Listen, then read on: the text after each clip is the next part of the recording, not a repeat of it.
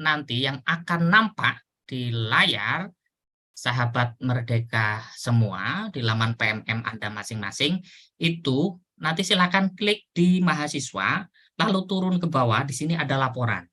Sebagaimana tadi saya sampaikan di depan bahwa ada 3 fitur utama dalam laporan mahasiswa ini. Yang pertama adalah rencana studi.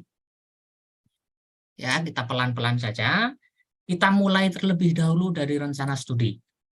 Ya. Setelah nampak, jadi kurang lebih ini yang akan terlihat di laman sahabat Merdeka semua. Ada informasi tentang pengisian rencana studi, kapan bisa diisi. Nah, sebagaimana yang saya sampaikan tadi bahwa basis waktu yang kami gunakan adalah kalender akademik masing-masing PT penerima. Nah, di sini akan ada informasi seyogyanya KRS itu diisi mulai tanggal berapa sampai tanggal berapa sesuai dengan kalender akademik. Biasanya memakan waktu 1 bulan untuk proses pengisian penyusunan KRS dan macam-macam ya. Dan bagi perguruan tinggi yang sudah berjalan lebih dari 1 bulan, misalnya Universitas Samratulangi. Halo, Samratulangi, nanti mahasiswanya apakah ada yang bergabung di sini ya? Dan Mula Warman, kemudian beberapa perguruan tinggi lain yang kurang lebih sudah sebulan proses kegiatan PMM-nya ya, nanti akan ada informasi. Begitu juga sahabat Merdeka yang perguruan tingginya itu juga mulainya mungkin pertengahan September, awal September, atau mungkin di akhir Agustus. Nah, yang nampak di sini sesuai dengan kalender akademik masing-masing dari perguruan tinggi. Right? Baik, selanjutnya perihal dispensasi. Banyak informasi yang masuk di forum bahwa pengisian laporan ini terkendala soal deadline atau batas akhir waktu yang harus ditempuh. Dan sebagaimana yang tadi sampaikan bahwa kami memberikan dispensasi atau membuka kuncian dari semua fitur laporan ini hingga 15 September 2023 atau hari Jumat minggu yang akan datang. Ini tampilannya ya. Lalu ada apa saja di rencana studi? Yang pertama, ini ada mata kuliah PT penerima yang ditawarkan di laman. Tadi sebagaimana yang saya sebutkan. Yang kedua, ada mata kuliah di luar laman PMM. Mata kuliah di luar laman PMM, seperti yang saya sampaikan bahwa ini memfasilitasi jika ada mata kuliah yang itu sejak awal tidak nampak di laman PMM PT penerima Anda. Jadi kita fasilitasi juga tersedia. Lalu yang terakhir itu ada total KRS diambil. Baik, sekarang bagaimana cara mengisinya?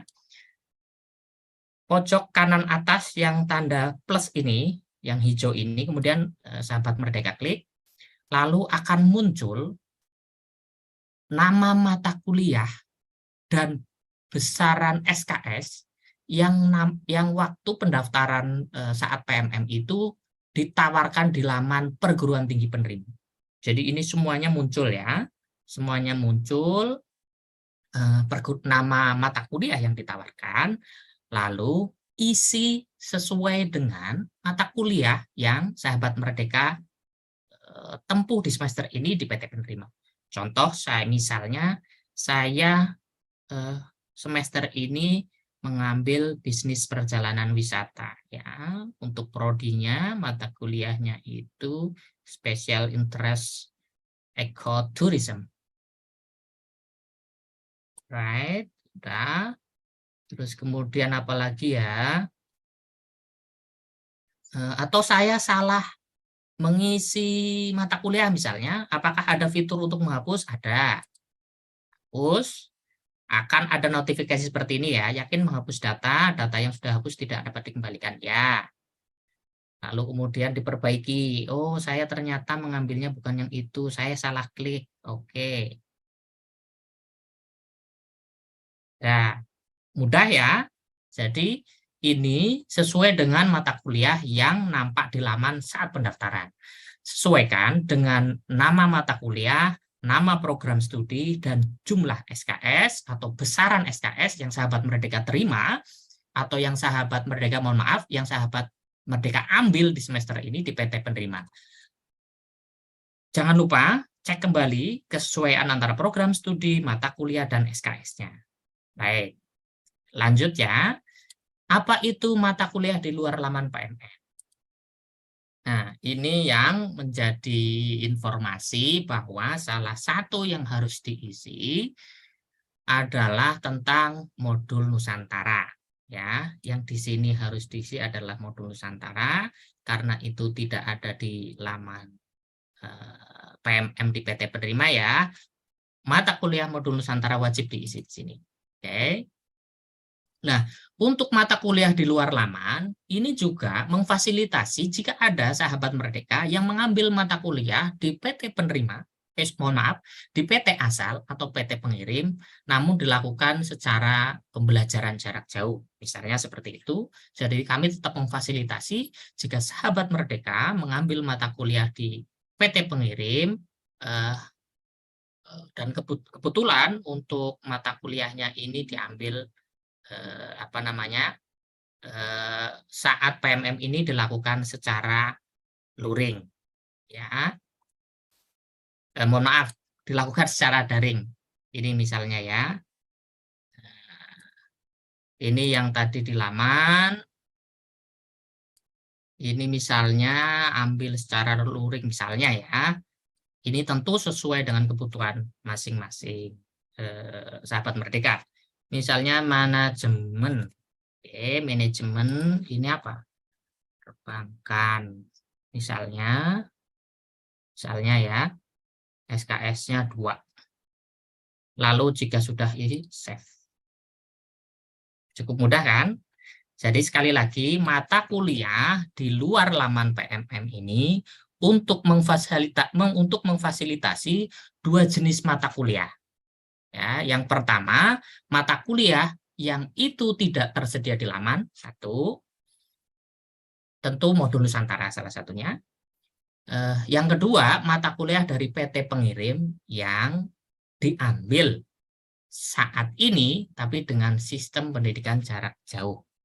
Oke, gitu ya. Jadi, nampaknya sudah bisa dipahami untuk jenis mata kuliah di luar laman. Bisa yang dilakukan di PT penerima saat ini, tapi tidak ada di laman, kemudian di PT pengirim, yang itu memfasilitasi pembelajaran jarak jauh. Oke, selanjutnya kita ke total KRS. Baik, tentu setelah sahabat Merdeka melakukan proses pengisian yang sudah bagi PT yang perguruan tinggi yang kemarin sudah melakukan, proses KRS sudah selesai, berarti kan tinggal masukkan saja nih. Nah, cepat dari KRS yang sudah ada, yang sudah dicetak, dimasukkan, lalu kemudian disesuaikan di sini. Lalu yang terakhir, ini kita perlu menunjukkan bahwa seberapa banyak mata kuliah yang kita ambil dan seberapa besar KRS yang kita tempuh pada semester ini. Nah, caranya bagaimana? Caranya adalah kita melakukan unggah dokumen KRS. Contoh, saya sudah melakukan unggahan ya.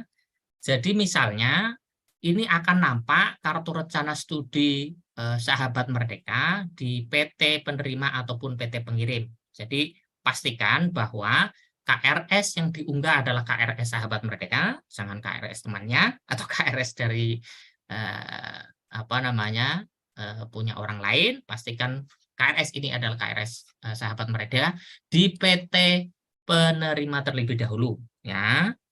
Ini menjadi mandatori harus diisi karena kalau tidak diisi itu tidak bisa lanjut ke tahap berikutnya. Kemudian KRS di PT pengirim ini opsional ya jika ada saja. Tapi kami sangat berharap jika sahabat Merdeka bisa mendapatkan KRS di PT pengirim jika sahabat Merdeka memang mengambil perkuliahan di PT pengirim. Oke, jadi hanya jika saja ya jika mengambil. Lalu untuk proses bagaimana ingin mengubah apa namanya, ingin mengubah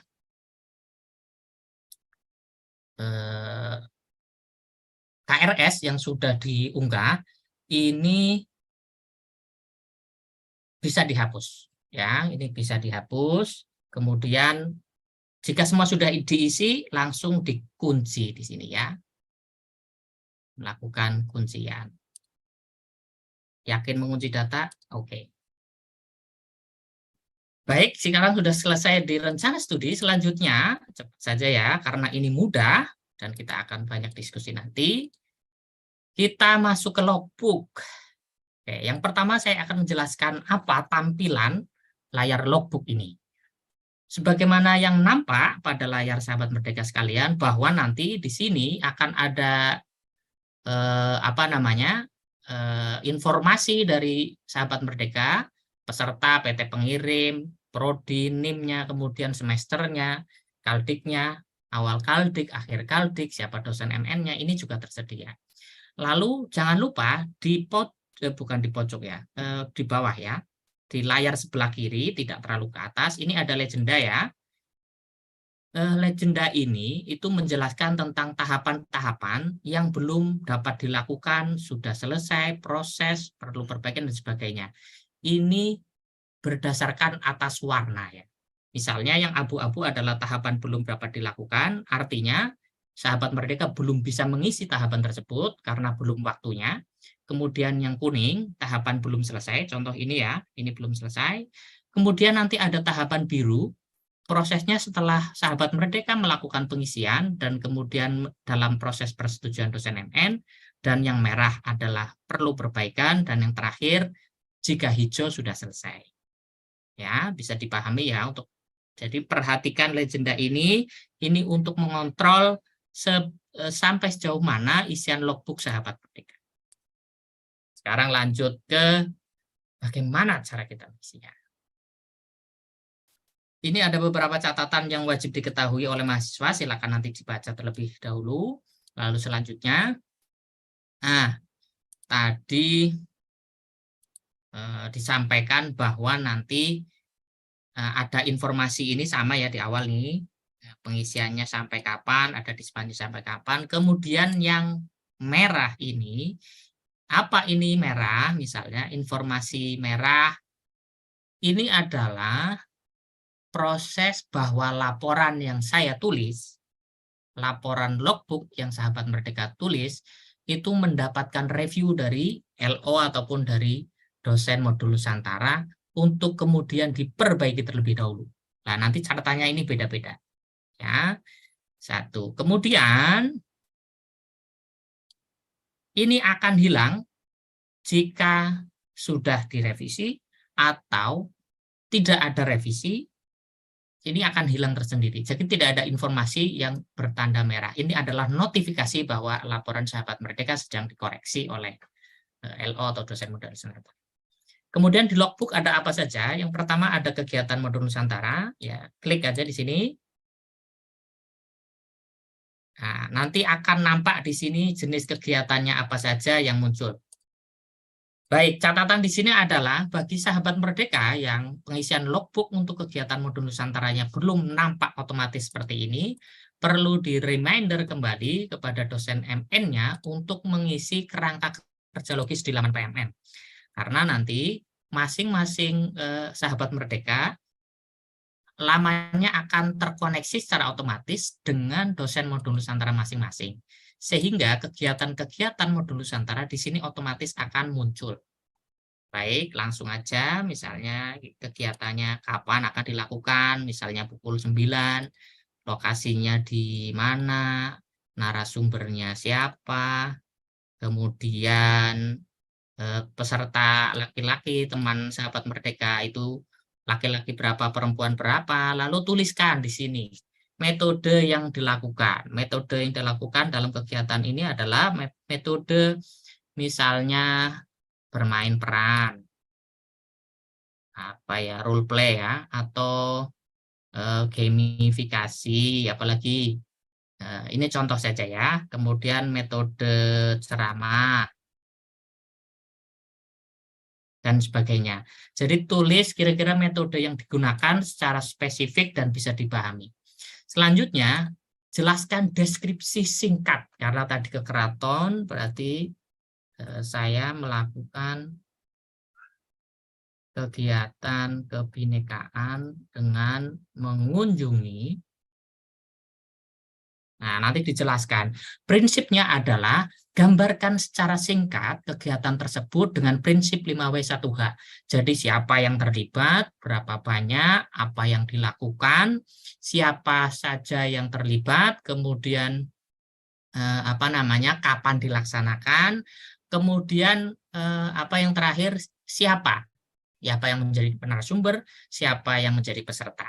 Nah, yang terakhir di sini disampaikan bahwa setelah kegiatan tersebut dilaksanakan, sahabat merdeka itu memiliki dampak pengetahuan apa yang muncul ya. Jadi wawasan dan pengetahuan apa yang diperoleh, silahkan ditulis di sini. Misalnya meningkatnya pengetahuan tentang budaya di museum tersebut, meningkatnya pengetahuan tentang keragaman kuliner misalnya. Jadi dampak dari pengetahuan tersebut sehingga menyebabkan wawasan dan pengetahuan baru yang diperoleh, ini silahkan sahabat merdeka tulis di sini.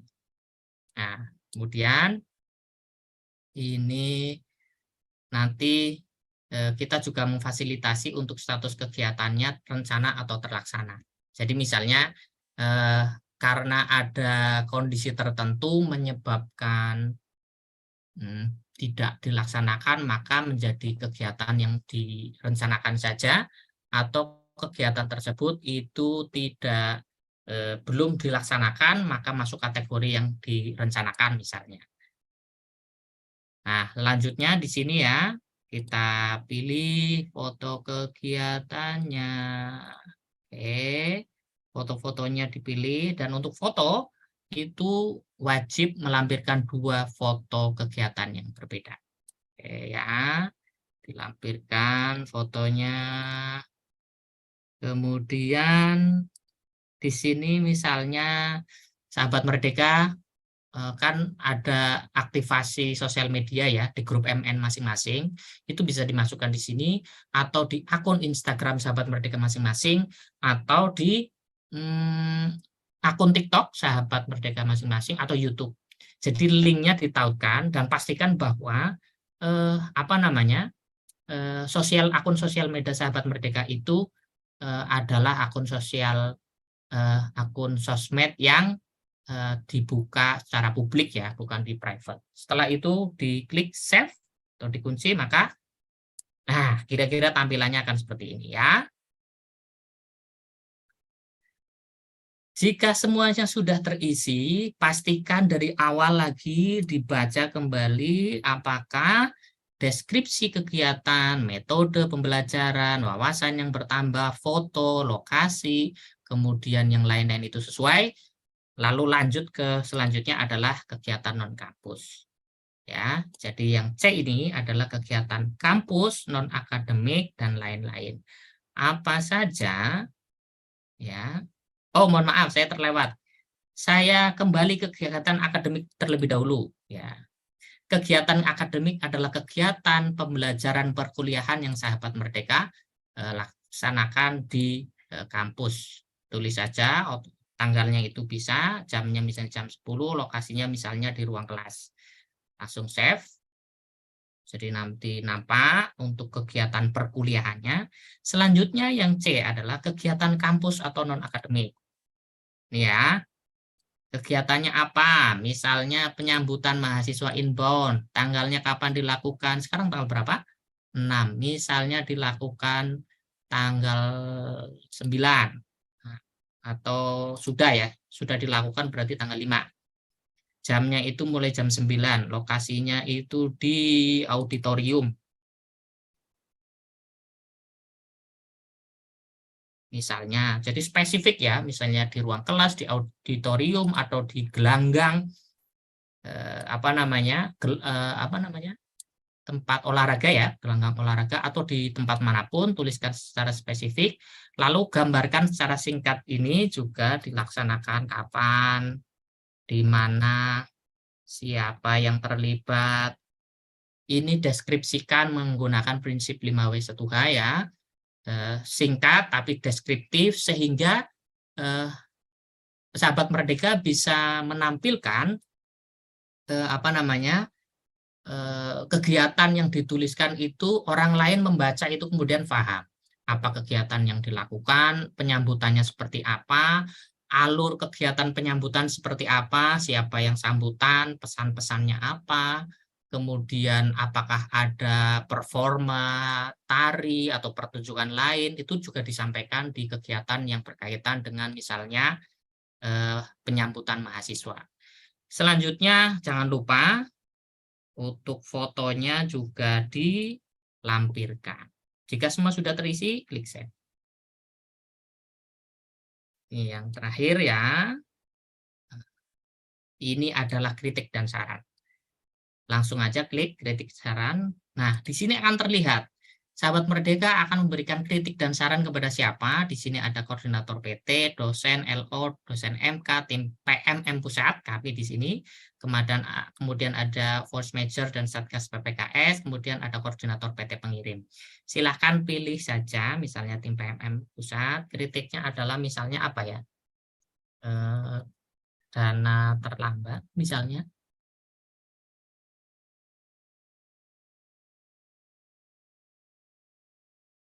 Atau forum laman PMM hari ini responnya lambat. Misalnya, atau apapun itu silakan tulis, lalu apa setelah Anda melakukan kritiknya, lalu sarannya apa?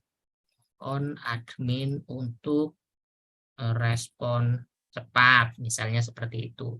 Jadi kritik dan saran ini tentu ya, ini yang menjadi perhatian Sahabat Merdeka sekalian, sampaikan dengan bahasa yang bagus, dengan yang baik, untuk membuktikan bahwa Sahabat Merdeka itu sebagai generasi bangsa yang bertanggung jawab akan apa yang dituliskan dan yang diucapkan. Jadi pastikan nanti ditulis dengan bahasa yang baik. Kira-kira begitu, kemudian save, karena kritik dan saran ini tujuannya untuk perbaikan, bukan untuk apa-apa. Jadi sampaikan dengan bahasa yang lugas, dengan yang sopan, yang baik, dan tentu dimengerti oleh penerima kritik untuk perbaikan.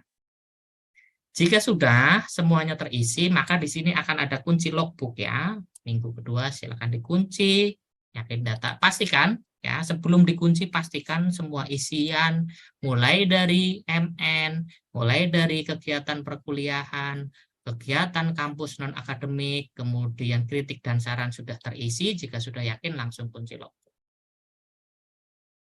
Nah, baik Sahabat Merdeka, kita sudah melampaui 2 fitur utama dari laporan, dan yang terakhir perkenankan saya akan menampilkan tentang fitur laporan yang ketiga, yaitu laporan bulanan.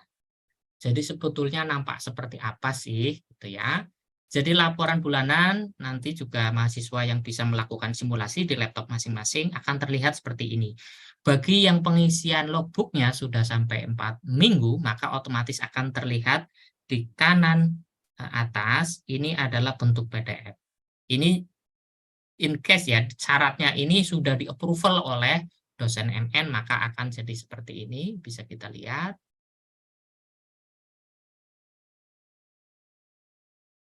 Nah, mohon ditunggu. Nah, nanti akan kurang lebih seperti ini ya laporan bulannya. Untuk yang di bulan pertama akan terlihat berapa KRS yang diambil, kemudian kegiatan MN-nya seperti apa, lalu kegiatan-kegiatan lain seperti apa, fotonya seperti apa. Itu kira-kira ya yang bisa disampaikan dari fitur ini. Dan saya mengingatkan kembali bahwa silahkan jika ada pertanyaan atau informasi yang kurang jelas, sampaikan di kolom Q&A. Baik, saya akan